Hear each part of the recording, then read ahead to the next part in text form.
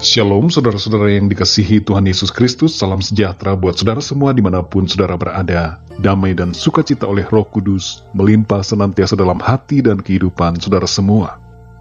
Renungan hari ini membahas tentang virus corona menurut pandangan Alkitab. Fenomena penyebaran dan korban yang berjatuhan dari virus corona membuat kita bertanya apa sebenarnya yang sedang terjadi. Apa yang dikatakan Alkitab mengenai peristiwa ini? Saudara yang dikasihi Tuhan, kita semua saat ini sedang hidup dalam periode akhir zaman. Tanda utama dari akhir zaman adalah kedatangan Tuhan Yesus Kristus yang kedua kali dari sorga ke bumi. Tapi sebelum kedatangan Kristus yang kedua kali, ada tanda-tanda lain yang akan muncul dan terjadi di atas bumi. Rasul Yohanes menerima pewahyuan dari Tuhan mengenai apa yang akan terjadi sebelum kedatangan Tuhan ke bumi. Dalam Wahyu 1 ayat 19 dikatakan, "Karena itu tuliskanlah apa yang telah kau lihat, baik yang terjadi sekarang maupun yang akan terjadi sesudah ini." Di antara yang dilihat oleh Rasul Yohanes, salah satunya tertulis di dalam Wahyu 6 ayat yang ke-8. Dikatakan demikian, "Dan aku melihat, sesungguhnya ada seekor kuda hijau kuning, dan orang yang menungganginya bernama Maut, dan kerajaan maut mengikutinya. Dan kepada mereka diberikan kuasa atas 1/4 dari bumi, untuk membunuh dengan pedang, dan dengan kelaparan dan sampar, dan dengan binatang-binatang buas yang di bumi." Saudara yang dikasihi Tuhan, dalam bahasa aslinya, kata sampar ini disebut sebagai tanato, yang artinya plak, atau suatu wabah penyakit yang luar biasa efeknya pada manusia. Perhatikan ayat-ayat dalam Wahyu 6 ayat yang ke-8 ini, bahwa maut ini terjadi oleh karena pertama, pedang, yang berbicara tentang peperangan, konflik dan pertikaian yang besar. Kedua, kelaparan. Tiga, wabah penyakit. Yang keempat, binatang. Terjemahan aslinya berbicara tentang binatang liar. Hal ini berhubungan dengan serangan binatang baik langsung maupun tidak langsung, nampak atau tidak nampak, disadari atau tidak disadari, yang menyebabkan kematian atau penyakit parah yang berujung pada kematian. Ingatlah bahwa nyamuk, seekor binatang yang kecil sekalipun, bisa menyerang manusia dan menyebabkan kematian akibat demam berdarah atau malaria yang ditimbulkannya. Di era tahun 1950-an, ratusan ribu orang di Indonesia meninggal akibat wabah malaria. Saudara yang dikasihi Tuhan, ayat 8 dari Wahyu 6 mengatakan bahwa ada 1/4 populasi manusia di bumi yang akan dibunuh dan mati.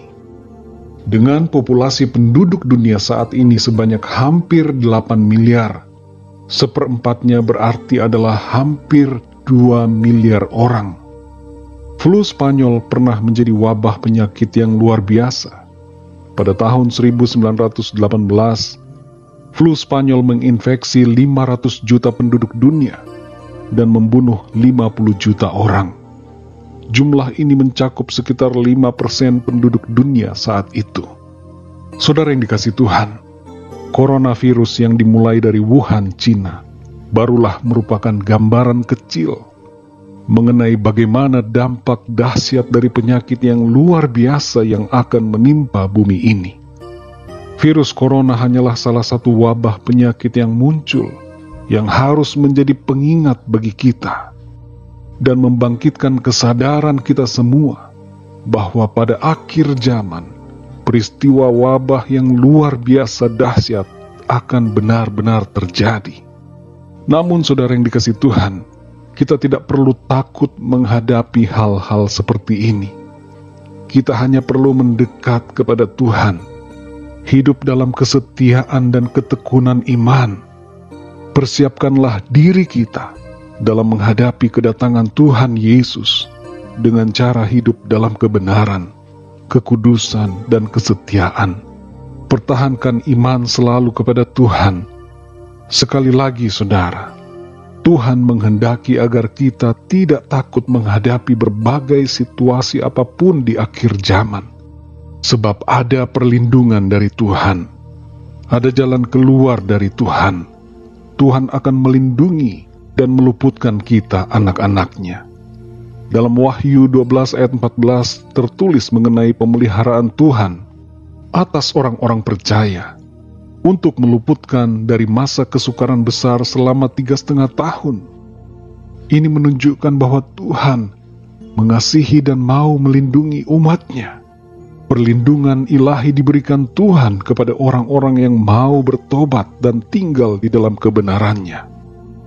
Dalam Mazmur 91 ayat 7-11 tertulis, "Walau 1.000 orang rebah di sisimu, dan 10.000 di sebelah kananmu, tetapi itu tidak akan menimpamu." Janji Tuhan adalah memelihara dan meluputkan kita semua, saudara. Dan ingatlah, sadarilah bahwa Tuhan menyertai kita sampai akhir zaman. Dalam Matius 28 ayat 20 Tuhan Yesus berkata, "Dan ajarlah mereka melakukan segala sesuatu yang telah kuperintahkan kepadamu.